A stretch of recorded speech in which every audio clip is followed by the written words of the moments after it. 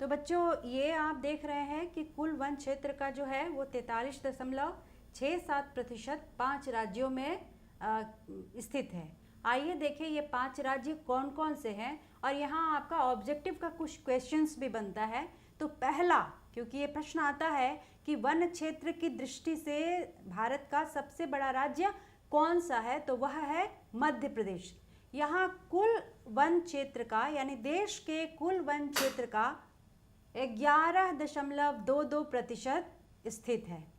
दूसरे नंबर पर पूर्वोत्तर का राज्य आता है अरुणाचल प्रदेश। आप देख सक रहे हैं यहाँ पर 10.01% वन पाया जाता है।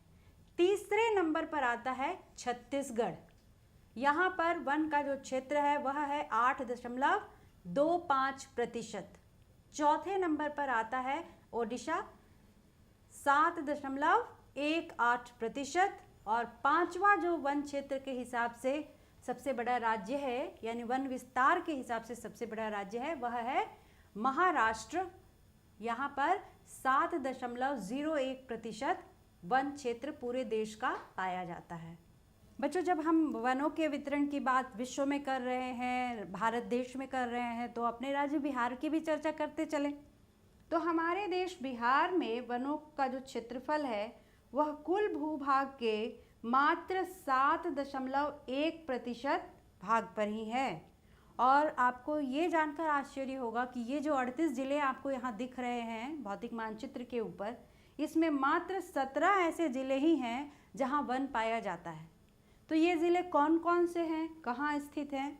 तो आपको ये भौतिक मानचित्र मैंने जानबूझकर यहाँ रखा है कि आप ये देख सके कि ये सुदूर उत्तर में आप यहाँ देख रहे हैं सोमेश्वर की पहाड़ियाँ, ठीक है, यानी ये जो शिवालिक जो श्रेणी है हिमालय की, उसका थोड़ा सा, बहुत थोड़ा सा अंश हमारे राज्य में है। तो इसी कारण से ये जो पश्चिम चंपारण ये ज़िला जो है यहाँ पर वन पाए जाते हैं। और फिर वैसा ही कुछ आपको कलर स्कीम दिख रहा होगा ये दक्षिण में, ये देख रहे हैं आप। तो ये दक्षिण में क्या है? दक्षिण में है, ये देखिए झारखंड से लगता हुआ प्रदेश। तो यहाँ क्या होगा? यहाँ है छोटा नागपुर पठार का कुछ हिस्सा जो छोटी छोटी पहाड़ियों के रूप में हमारे देश राज्य का जो दक्षिणी भाग है उसका निर्माण करता है। तो ये आप देख रहे हैं कि एक तो ये सुदूर उत्तर में कुछ वन है जो पश्चिम चंपारण में, उसके बाद आप देखेंगे कि यहाँ है कैमूर ज़िले में, ठीक है, रोहतास का पठार। फिर यहाँ रोहतास ज़िले में है, औरंगाबाद में है, देखिए यहाँ भी उच्च भूमि है। फिर आप थोड़ा बहुत वन आपको गया में दिखेगा।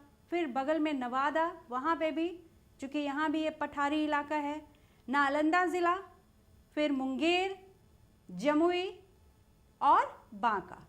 तो यही कुछ ज़िले हैं जहाँ पर वन थोड़े बहुत पाए जाते हैं। लेकिन बाकी जो भाग है आप देख रहे हैं ये पूरा हरा रंग, यानी ये पूरी तरह से मैदानी इलाका।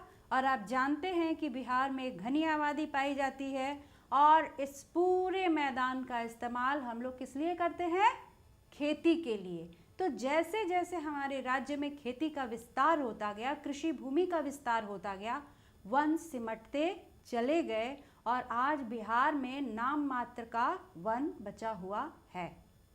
तो बच्चों अभी तक हमने वन के विस्तार पर चर्चा की कि विश्व में किस तरह से जो 66% वन है वो 10 देशों में ही केंद्रित है। उसी प्रकार हमने देश में देखा कि 44% के वन भारत के 5 राज्यों में केंद्रित है, यानी वनों का वितरण बड़ा ही समान है। इस पर ध्यान देना होगा कि हम किस तरह से इस क्षेत्रफल को बढ़ाएं, क्योंकि भारत जैसे देश के लिए चूँकि हमारा देश एक उष्णकटिबंधीय देश है, तो इसके लिए जो आइडियल वन फॉरेस्ट कवर होना चाहिए वह वन क्षेत्र होना चाहिए 33% का। और अभी तक हम करीब करीब 22 के आसपास पहुँचे हैं। यदि ट्री कवर को भी मिला लें तो 24% के आसपास हमारा पूरा वन क्षेत्र होता है। तो इसमें सुधार की, इसमें बढ़ोतरी की अभी बहुत गुंजाइश है। आइए अब हम बात करते हैं वनों के वर्गीकरण की। हमने 9th क्लास में भी पढ़ा है वनों का क्लासिफिकेशन, उष्णकटिबंधीय सदाबहार वन, फिर हमने पढ़ा पर्णपाती वन, उसमें अनेक प्रकार, 2 प्रकार पढ़े कि उष्ण आर्द्र और शुष्क पर्णपाती वन, कटीले झाड़िया वन वगैरह वगैरह। लेकिन अभी हम जो यहाँ करेंगे, यहाँ हम मुख्य रूप से 2 आधारों की चर्चा करेंगे। पहला जो होता है वर्गीकरण वह है वृक्षों के घनत्व के आधार पर, यानी कैनोपी डेंसिटी के आधार पर। तो इसकी जानकारी प्राप्त करेंगे कि हम वृक्षों के घनत्व के आधार पर वनों को कितने भागों में बांटते हैं।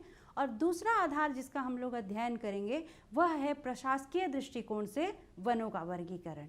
ठीक है, तो सबसे पहले हम चर्चा करते हैं घनत्व के आधार पर, वृक्षों के घनत्व के आधार पर वनों का वर्गीकरण।